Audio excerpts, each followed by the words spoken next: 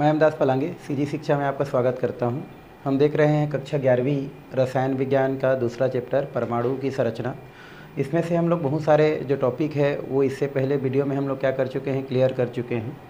आज हम जो है या इससे पहले टॉपिक जो था उसमें हम लोग रदरफोर्ड के परमाणु मॉडल के बारे में क्या किए थे, चर्चा किए थे कि रदरफोर्ड का परमाणु मॉडल क्या है, रदरफोर्ड के परमाणु मॉडल की क्या क्या हमारी बोल सकते हैं उससे क्या निष्कर्ष निकला है।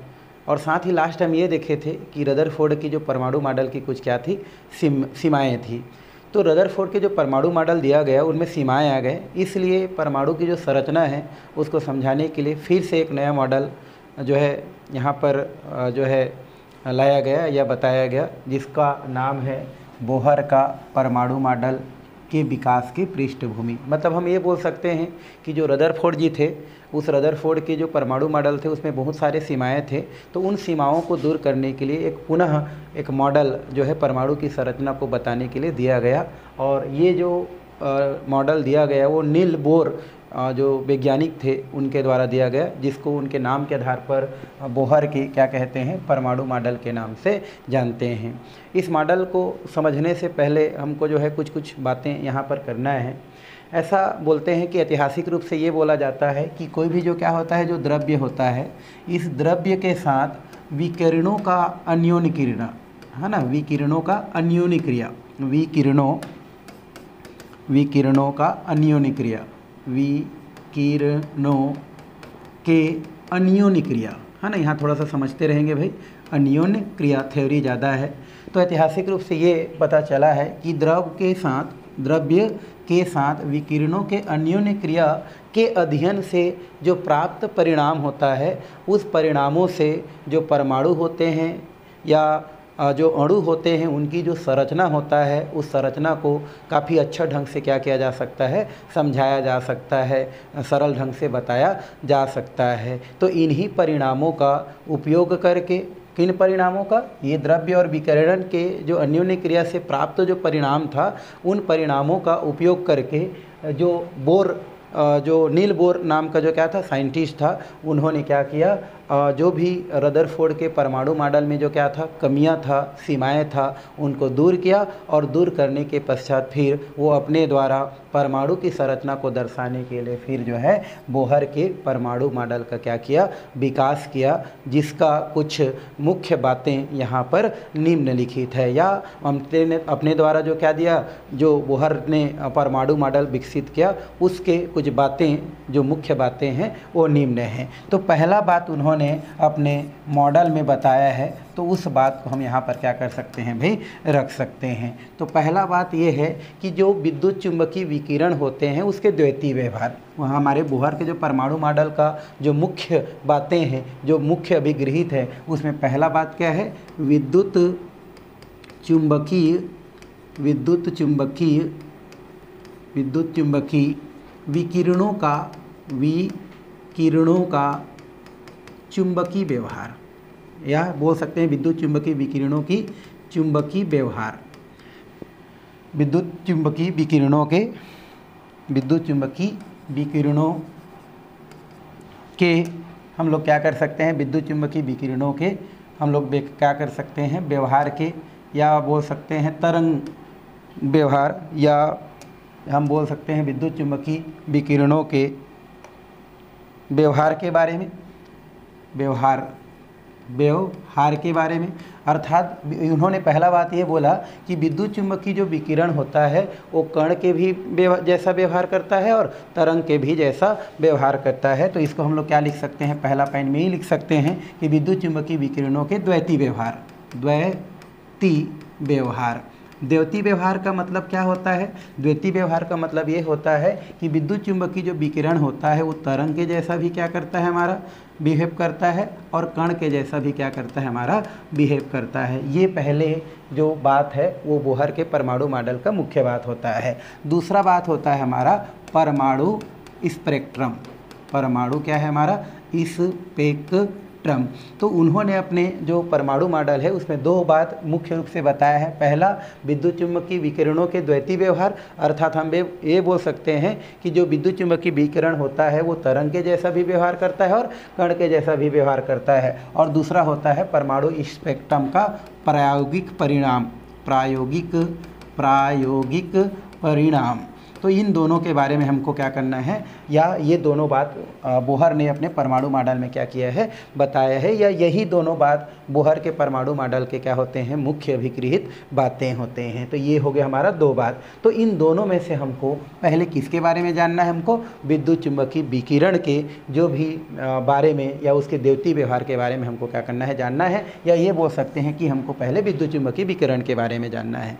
तो ये तो हो गया इसके सामान्य बातें। मैंने क्या क्या बताया, मैंने ये बताया कि भाई जो भी रदरफोर्ड की जो क्या थी सीमाएं थी, है ना, उन सीमाओं को दूर करने के लिए बोहर ने अपना क्या दिया, परमाणु मॉडल दिया। इसके लिए उन्होंने ऐतिहासिक रूप से जो भी पदार्थ के साथ विकिरणों के अन्योन्य क्रिया से जो भी या अन्योन्य क्रिया के अध्ययन से प्राप्त परिणाम है उसका सहारा लिया, और सहारा लेने के पश्चात उन्होंने जो है परमाणुओं को, अणुओं को अच्छे ढंग से समझाने का प्रयास किया, और उन्हीं परिणामों का उपयोग करके उन्होंने रदरफोर्ड के परमाणु मॉडल की सीमाओं को क्या किया, दूर किया, और दूर करने के पश्चात अपने से फिर उन्होंने एक मॉडल प्रस्तुत किया, और ये मॉडल जो है बोहर के परमाणु मॉडल के नाम से जाना गया। इस मॉडल के दो बातें निम्नलिखित है। पहला, विद्युत चुम्बकीय विकिरणों के द्वैती व्यवहार, है ना, अर्थात विद्युत चुम्बकीय विकिरण होता है वो तरंग के जैसा और कण के जैसा, दोनों के जैसा व्यवहार करता है। और दूसरा होता है परमाणु स्पेक्ट्रम का प्रायोगिक निर्धारण या प्रायोगिक परिणाम। तो इन दोनों बातों को उन्होंने अपने परिणाम में क्या किया है, बताया है। तो पहले हमको किसके बारे में पढ़ना है भाई, विद्युत चुम्बकीय विकिरण है उसके बारे में क्या करना है, पढ़ना है। तो चलते हैं किसके पास, विद्युत चुम्बकीय विकिरण के पास। ये क्या होता है इसको देखना है।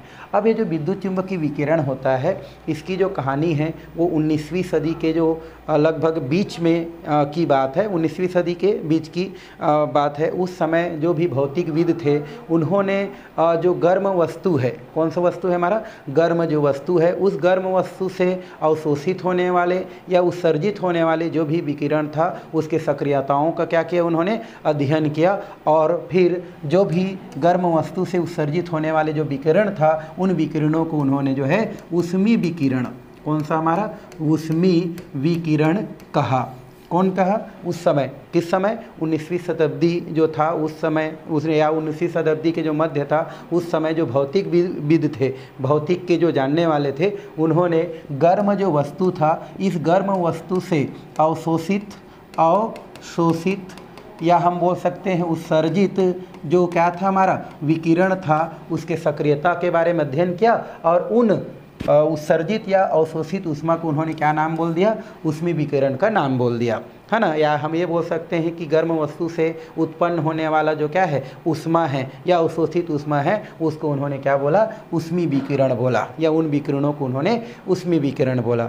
अब जो है बाद में सोचा कि ये ऊष्मीय विकिरण किससे बना होता है, ऊष्मीय विकिरण में क्या पाया जाता है। तो पता चला अध्ययन से कि जो ऊष्मीय विकिरण होता है वो उसमें जो है वो जो कण होते हैं या उसमें क्या होता है हमारा विकिरण तरंग के रूप में क्या होता है, पाया जाता है। तो ऊष्मीय विकिरण क्या होता है हमारा, तो ये क्या होता है, तरंग के रूप में होता है, ये तरंग के रूप में क्या होता है, पाया जाता है, ऐसा पता चला। उसके बाद अध्ययन हमारा लगभग जो है कुछ समय के लिए क्या हो गया हमारा, उस क्षेत्र में ध्यान नहीं दिया गया। और पुनः 1850 में एक साइंटिस्ट था, वो था हमारा क्लार्क मैक्स, या ये बोल सकते हैं हमारा मैक्सवेल। क्लार्क क्या था हमारा, मैक्सवेल था, क्लार्क मैक्सवेल। ये जो क्लार्क मैक्सवेल जो नाम का क्या था, साइंटिस्ट था, इन्होंने फिर से बताया कि जिस प्रकार से उसमें जो विकिरण होता है वो क्या होता है हमारा, एक प्रकार के तरंग होता है ना। तो उसके बारे में पुनः जानकारी क्या किया गया, मैक्स या क्लार्क का जो मैक्सवेल है उनके द्वारा बताया गया। और उन्होंने ये बताया गया कि जो भी हमारा क्या होता है, जो उसमें विकिरण के जो हमारे क्या होते हैं, जो कण होते हैं, जो तरंग प्रकृति के होते हैं, वो किससे बना होता है। तो जो भी तरंग होता है जो कि उसमें विकिरण में पाया जाता है, तो मैक्सवेल ने बताया कि जो तरंग होता है उसमें एक आवेशित कण क्या होता है, पाया जाता है। या जो भी हमारा क्या होता है, हमारा जो तरंग होता है वो आवेशित कणों से मिलकर क्या होता है, बना होता है, या उसमें आवेशित कण पाया जाता है। इसके लिए मैक्सवेल ने बहुत सारे क्या किया, प्रयोग भी किया। उन्होंने दो आवेशित पिंडों को आपस में अन्योन्य क्रिया कराया, है ना, स्थूल गुणों को फिर जान करके विद्युत चुंबकीय व्यवहार को समझने का प्रयास किया, और अंत में ये बताया कि कोई आवेशित जो कण है उसको अगर क्या किया जाता है, त्वरित किया जाता है, तो उसमें एकांतर क्रम में विद्युत क्षेत्र और चुंबकीय क्षेत्र क्या होता है, उत्पन्न होता है, और ये क्षेत्र विद्युत और चुंबकीय क्षेत्र के रूप में संचरित होता है, और यही आपका क्या कहलाता है, विद्युत चुंबकीय विकिरण कहलाता है, जिसको हम यहाँ पर परिभाषा के तौर पर क्या कर सकते हैं, लिख सकते हैं, बता सकते हैं। तो थोड़ा सा विद्युत चुंबकीय जो विकिरण होता है उसका हम क्या लिखते हैं, थोड़ा सा परिभाषा लिख देते हैं भाई। तो लिख देते हैं यहाँ पर विद्युत चुंबकीय विकिरण। विद्युत चुंबकीय क्या देखना है हमको, विकिरण। तो कौन बताया, मैक्सवेल ने क्या किया, इसके बारे में बताया, और ये बताया कि किसी आवेशित कण को त्वरित किया जाता है यदि है ना, यहाँ पर लिख देते हैं हम लोग, यदि किसी आवेशित कण को है ना, कण को त्वरित किया जाता है, त्वरित किया जाता है, तो वह एकांतर क्रम में विद्युत और चुंबकीय क्षेत्र उत्पन्न करता है। चुंबकीय क्षेत्र क्या करता है भाई, हमारा उत्पन्न करता है, चुंबकीय क्षेत्र उत्पन्न करता है। यह क्षेत्र विद्युत और चुंबकीय, यह क्षेत्र विद्युत और चुंबकीय, यह क्षेत्र विद्युत और चुंबकीय तरंग के रूप में संचरित होता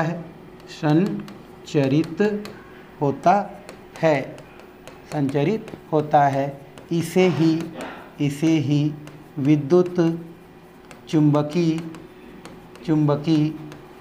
विकिरण कहते हैं। विद्युत चुंबकीय विकिरण कहते हैं। तो इस प्रकार से विद्युत चुंबकीय विकिरण की क्या कर सकते हैं, हम परिभाषा लिख सकते हैं। तो ये लंबी कहानी की बात हो गया, ये तो परिभाषा हो गया कि यदि आवेशित जो कण होता है उस आवेशित कण को अगर हम क्या करते हैं, त्वरित करते हैं तो वह एकांतर क्रम में एक के बाद एक की स्थिति में विद्युत क्षेत्र और क्या करता है, चुंबकीय क्षेत्र उत्पन्न करता है। और ये जो क्षेत्र होता है, ये क्षेत्र विद्युत और चुंबकीय तरंग के रूप में क्या होता है, आगे संचरित होता है। तो इसे ही क्या कहा जाता है, विद्युत चुंबकीय विकिरण के नाम से जाना जाता है। ये बात कौन बोला भाई, मैक्सवेल ने बोला। ठीक है, तो इतनी लंबी कहानी चलती है। अब जो है ये पता चला कि जो प्रकाश कण होता है ना, जो यहाँ जो प्रकाश होता है, ये प्रकाश भी किसके जैसा बिहेव करता है भाई, तो प्रकाश के जो हमारा जो प्रकाश होता है, ये प्रकाश भी एक प्रकार से क्या होता है, विकिरण ही होता है। ये इसके बारे में हमको पहले से जानकारी है कि प्रकाश क्या होता है, हमारा एक प्रकार का विकिरण होता है, और इसकी जानकारी हमको पूर्व से है। और इसके बारे में एक वैज्ञानिक था न्यूटन, इन्होंने बताया भी था कि जो प्रकाश होता है, ये प्रकाश क्या होता है, कण के जैसा व्यवहार करता है और कण के जैसा ही इसका बिहेव होता है ना। और उसके इजहार पर एक प्रकाश विद्युत चुंबकीय या प्रकाश विद्युत चुंबकीय जो नियम है, या हमारा प्रकाश विद्युत चुंबकीय जो नियम है, उसका प्रतिपादन भी हुआ है। तो यहाँ पर ये देखा गया जो प्रकाश होता है, ये प्रकाश भी क्या होता है, हमारा एक प्रकार के क्या होता है, विकिरण होता है। इसका अध्ययन कौन किया है, न्यूटन ने किया है, जिन्होंने जो है इसको कण के जैसा व्यवहार किया गया है। बाद में ये देखा गया कि जो प्रकाश किरण होता है, ये प्रकाश किरण जो है आपका जो विद्युत चुंबकीय विकिरण होता है उसके समान क्या करता है, व्यवहार प्रकट करता है। जब मैक्सवेल ने जब इसके बारे में अध्ययन किया तो उन्होंने पाया तो ये पाया कि जो प्रकाश किरण होता है ये प्रकाश किरण किसके जैसा बिहेव करता है भाई, हमारा विद्युत चुम्बकीय विकिरण के जैसा क्या करता है, बिहेव करता है या उसके जैसा व्यवहार करता है। अर्थात हम ये बोल सकते हैं कि प्रकाश भी एक प्रकार का क्या होता है, विद्युत चुम्बकीय विकिरण होता है या उसके जैसा बिहेव करता है। ऐसा कौन बताया, हमारा मैक्सवेल ने बताया। तो इस तरीक़ा से हम क्या कर सकते हैं, विद्युत चुम्बकीय जो विकिरण है उस विद्युत चुम्बकीय विकिरण के बारे में क्या कर सकते हैं, इस प्रकार से कुछ चर्चा कर सकते हैं। और अगर परिभाषा आता है तो इस प्रकार से हम परिभाषा लिख सकते हैं। तो ये हो गया विद्युत चुम्बकीय विकिरण की कहानी। कहाँ से स्टार्ट हुआ, तो वो 19वीं शताब्दी के मध्य से स्टार्ट हुआ है ना, जिसमें कुछ भौतिकविदों ने क्या किया भाई, गर्म वस्तु से प्राप्त होने वाले गर्म वस्तु से अवशोषित या उत्सर्जित ऊष्मा की सक्रियता को क्या किया, अध्ययन किया। और अध्ययन करने के पश्चात जो गर्म वस्तु था उस गर्म वस्तु से प्राप्त होने वाले या अवशोषित होने वाले उसको विकिरण को उन्होंने क्या नाम दिया, जो है उसमें विकिरण बोल दिया। बाद में पता चला कि उसमें विकिरण किससे बने होते हैं, तो पता चला कि उसमें विकिरण तरंगों से बने होते हैं, तरंग से बने होते हैं। और उसके बाद जो है उनका कहानी वहीं पर क्या हो गया, स्टॉप हो गया। बाद में जब जो जेम्स क्लार्क जो मैक्सवेल है, कौन सा, जेम्स क्लार्क, जेम्स हो गया, फिर क्या हो गया हमारा क्लार्क, और ये क्या है हमारा मैक्सवेल। मैक्सवेल जो साइंटिस्ट है वो ये बताता है कि जो भी क्या होता है, जो तरंग होता है वो आवेशित कणों से मिलकर बना होता है। फिर उन्होंने क्या किया, दो आवेशित कण लिया, उनको अन्योन्य क्रिया कराया और स्थिर गुणों के आधार पर उन्होंने चुंबकीय और विद्युत क्षेत्र के व्यवहार को समझने का प्रयास किया। और फिर उन्होंने ये बताया यदि कोई आवेशित कण है और उस आवेशित कण को क्या कर दिया जाता है, अगर त्वरित कर दिया जाता है, क्या कर दिया जाता है, त्वरित कर दिया जाता है। तो त्वरित करने से क्या होता है, वो दो प्रकार का क्षेत्र उत्पन्न करता है, पहला विद्युत क्षेत्र और दूसरा क्या होता है, चुंबकीय क्षेत्र। और ये दोनों क्षेत्र क्या होता है, तरंग के रूप में क्या होता है, आगे संचरित होता है। तो यही क्या कहलाता है, आपका विद्युत चुंबकीय विकिरण कहलाता है। ये जो विद्युत चुंबकीय विकिरण होता है ना, ये विद्युत चुम्बकीय विकिरण का व्यवहार जो होता है वो प्रकाश विकिरण के व्यवहार, या ये बोल सकते हैं कि जो प्रकाश होता है वो भी एक प्रकार का विकिरण होता है। और मैक्सवेल ने जब अध्ययन में ये पाया कि प्रकाश जो होता है, जो कि एक विकिरण होता है, तो उनका गुण किसके समान होता है, विद्युत चुम्बकीय विकिरण के क्या होता है, समान होता है। तो इस प्रकार से यहाँ पर क्या होता है, जानकारी मिलता है। अब हमको आगे जो है यहाँ पर जो विद्युत चुम्बकीय विकिरण है उनके कुछ जो है लक्षण है उसके बारे में क्या करना है, आगे पढ़ाई करना है। तो नेक्स्ट टॉपिक हमारा क्या है भाई,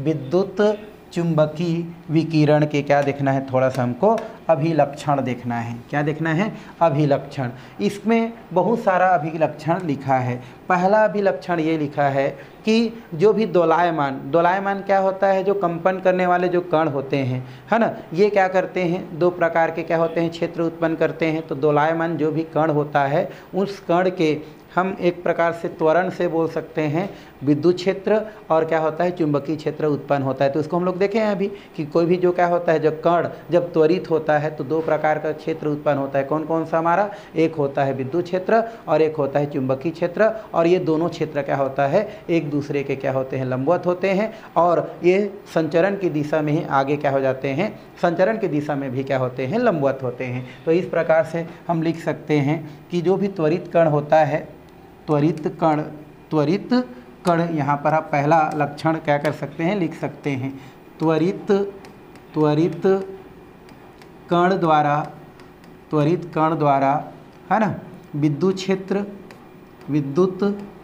क्षेत्र और है ना, विद्युत क्षेत्र और क्या होता है हमारा, चुंबकीय क्षेत्र उत्पन्न होता है।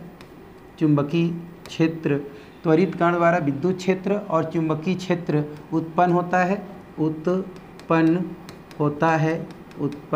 है, जो क्या होता है, एक दूसरे के लंबवत होता है, जो एक दूसरे के क्या होता है भाई, लंबवत होता है। ये पहला हम लिख सकते हैं, लंबवत होता है। तो जो भी हमारा क्या होता है, जो त्वरित जो कण होता है या दोलायमान जो कण होता है उसके द्वारा दो क्षेत्र उत्पन्न होता है, विद्युत क्षेत्र और चुंबकीय क्षेत्र, और दोनों एक दूसरे के क्या होते हैं, लंबवत होता है।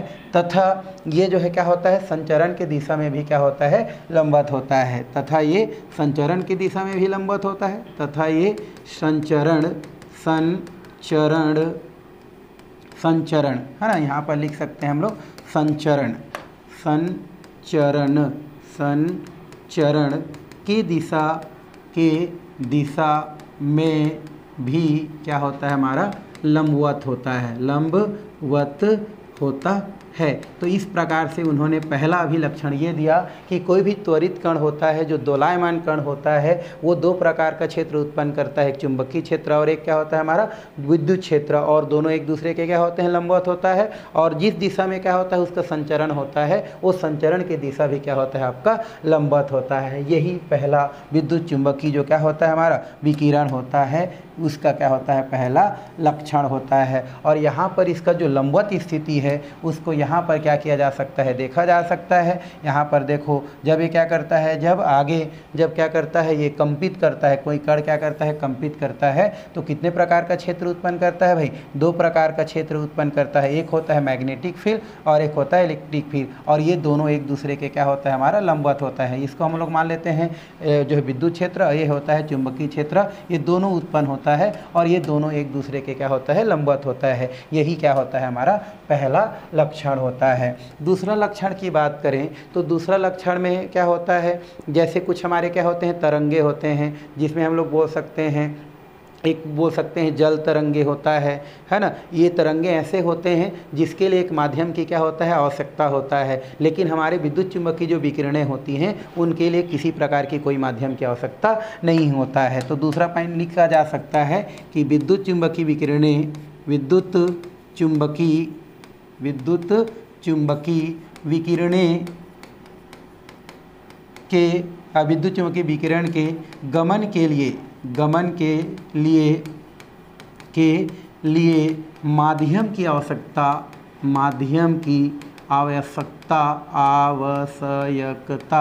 नहीं होता है, आवश्यकता नहीं होता है। जैसे कुछ हमारे विकिरण होता है, जैसे मैंने बताया कि आपका जो जल तरंगे होते हैं या अन्य जो तरंगे होते हैं उसके लिए क्या होता है हमारा एक माध्यम की आवश्यकता होता है, लेकिन हमारा विद्युत चुंबकीय तरंगे एक ऐसे तरंगे होते हैं या विद्युत चुंबकीय विकिरण ऐसे होती हैं जिसको फिलहाल गमन के लिए किसी प्रकार की माध्यम की आवश्यकता नहीं होता है। ये दूसरा इसका क्या होता है अभिलक्षण होता है। अगर हम थर्ड अभिलक्षण की बात करें तो थर्ड अभिलक्षण से अब ये ज्ञात हो चुका है, ये पता चल चुका है कि विद्युत चुंबकीय जो विकिरण होते हैं वो कई प्रकार के होते हैं, जिनकी तरंग दैर्ध्य और जिनकी आवृत्ति क्या होती है अलग अलग होती है, और ये विकिरणें आपस में मिल करके विद्युत चुंबकीय स्पेक्ट्रम का क्या करती है निर्माण करती हैं। तो ये तीसरा पॉइंट इसमें क्या की जा सकती है लिखी जा सकती है कि विद्युत चुंबकीय विकिरणें विद्युत चुंबकीय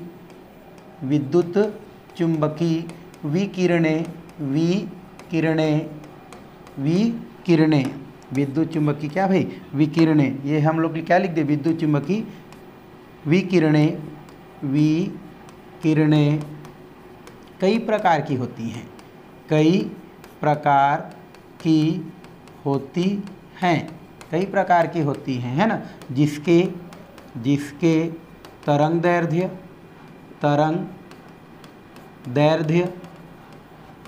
और आवृत्ति क्या होती है अलग अलग होती है, अलग अलग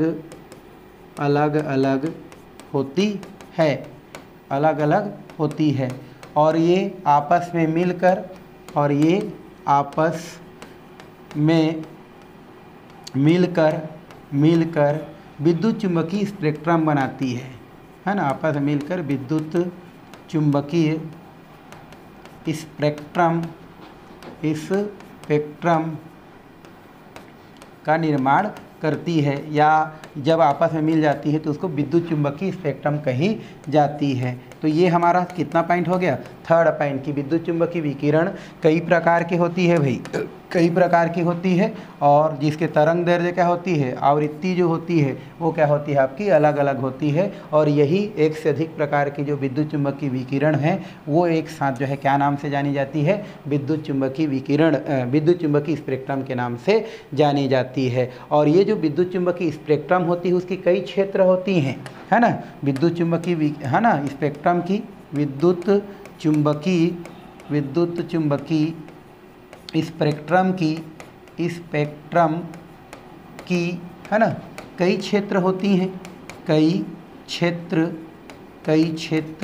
होती हैं कई क्षेत्र होती हैं भाई। जैसे आपका एक क्षेत्र होती है, हम बोल सकते हैं जो है सूक्ष्म तरंगे की क्षेत्र होती है, जिसका अगर हम तरंग दैर्ध्य देखें तो 10⁻² होती है। और ये जो है कई प्रकार के जो रडार होता है उसमें क्या की जाती है, उपयोग में लाई जाती है। एक हमारे क्या होते हैं, रेडियो तरंगे होती है, जिसका आपका जो हर्ज होती है वो 10 कितना होती है हमारी 6 होती है ना। तरंगों को किससे दर्शाई जाती है भाई, हर्ज से। तो ये 10 कितना होती है, हर्ज की पावर कितना होती है हमारी 6 को प्रदर्शित करती है। और ये जो है आपका जो भी हमारे क्या होते हैं रेडियो एक्टिव जो तरंगे होती हैं वो रेडियो के क्षेत्र में प्रयोग की जाती है। वैसी अवरक्त किरणें होती है। ये जो अवरक्त किरणें होती हैं इसका हर्ज होती है वो 10⁻13 होती है। और ये कई प्रकार से देखा जाए तो कई प्रकार के कार्यों में किसी वस्तु को गर्म करने में क्या की जाती है, उपयोग में लाई जाती है। उसके अलावा परावैंगनी जो है क्या होती है, विकिरणें होती है। और ये परावैंगनी विकिरणें की अगर हर्ज की बात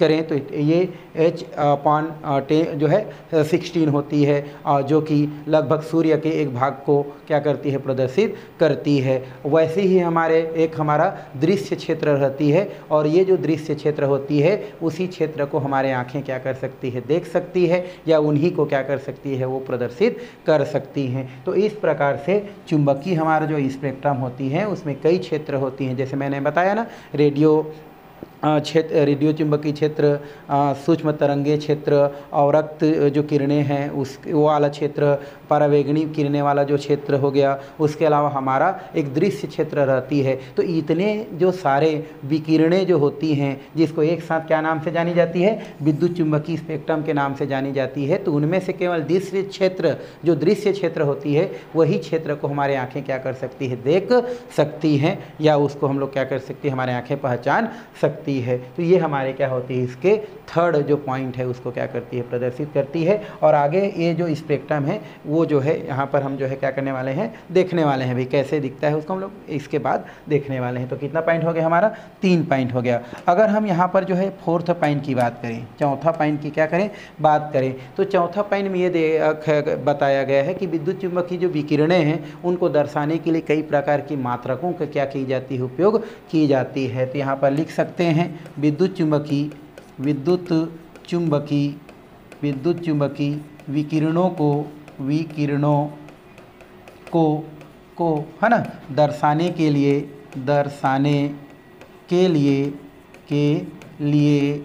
कई प्रकार की मात्रकों का क्या की जाती है, उपयोग की जाती है। कई प्रकार के किसको भाई, मात्रकों का। तो यहाँ लिख सकते हैं कई प्रकार के मात्रकों की क्या की जाती है, उपयोग की जाती है,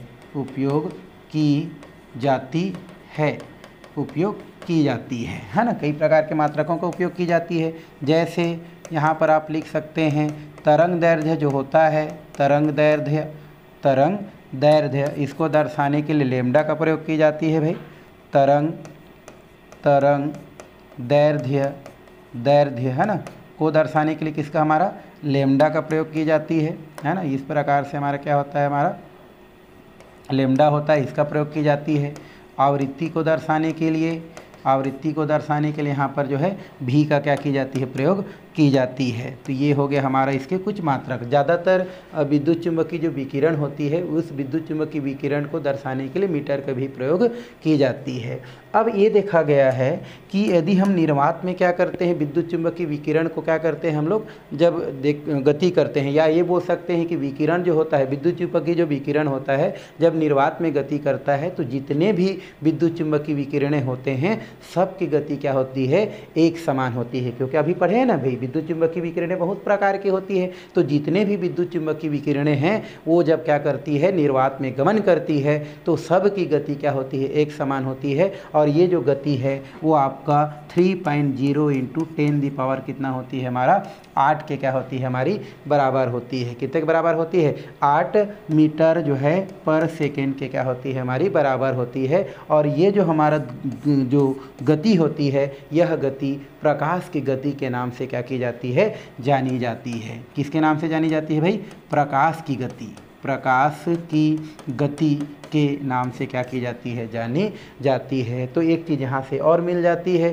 कि जितने भी विकिरण हैं, जितने भी विद्युत चुंबकीय विकिरण हैं, जब वो क्या करती है, निर्वात में क्या करती है, गति करती हैं, तो वह जो गति होती हैं वो एक समान होती है। और वह गति कितना बराबर होती है, हमारा 3.0 इंटू 10 कितना होती है, 8 मीटर पर सेकेंड होती है। और इसी चाल से जितने भी विद्युत चुंबकीय विकिरण हैं वो क्या करती है, गति करती है। और यही गति क्या कहलाती है, आपकी प्रकाश की गति कहलाती है, प्रकाश गति के नाम से जानी जाती है। आजकल जो भी प्रकाश है या विकिरण की जो तरंगों की जो गति है उसको दर्शाने के लिए एक अलग प्रकार की जो है मेथड का प्रयोग की जाती है, जिसे जो है तरंग संख्या के नाम से जानी जाती है। क्या नाम से भाई, तरंग संख्या, तरंग संख्या के नाम से जानी जाती है। और तरंग संख्या जो होती है वो प्रति इकाई लंबाई में, प्रति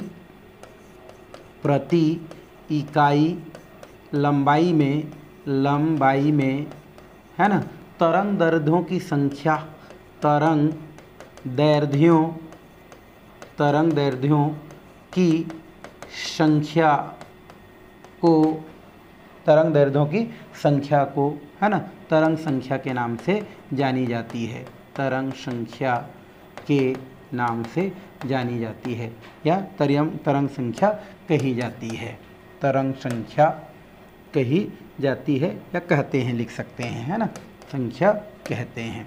तो इस प्रकार से आप क्या कर सकते हैं, इससे रिलेटेड कुछ बातें बता सकते हैं। तो हमको ये चीज़ मिल गया कि जितने भी हमारे क्या होते हैं, हमारे विकिरण होते हैं वो किस गति से चलते हैं, एक समान गति से चलते हैं। कितना भाई, हमारा 3.0 इंटू 10⁸ होता है हमारा, उस गति से, मीटर पर सेकेंड की गति से चलता है। और यही प्रकाश की गति के नाम से भी जानी जाती है। तो हमने क्या देख लिया भाई, जो हमने देख लिया विद्युत चुंबकीय क्षेत्र, उसमें विकिरण क्या है ना, बोहर के परमाणु मॉडल की मुख्य बातें क्या है, और साथ ही साथ विद्युत चुंबकीय विकिरण के क्या क्या अभिलक्षण है। साथ ही साथ यहाँ पर तरंग संख्या के बारे में भी थोड़ा हमने क्या कर लिया, पढ़ाई कर लिया कि प्रति इकाई लंबाई में तरंग दैर्ध्यों की संख्या क्या कहलाती है, तरंग संख्या कहलाती है। और साथ ही साथ प्रकाश गति कितनी होती है, इसके बारे में भी हमने यहाँ पर क्या कर लिया, पढ़ाई कर लिया। थोड़ा सा हम देखते हैं ये विद्युत चुंबकीय स्पेक्ट्रम जो कई क्षेत्र होती है वो किस किस प्रकार से होती है, थोड़ा सा मैं आपको दिखा देता हूँ। देखो यहाँ पर ये क्या होता है, हमारा विद्युत चुंबकीय जो क्या होता है, स्पेक्ट्रम होता है, जो बहुत सारे विद्युत चुंबकीय विकिरण के मिलने से बनता है,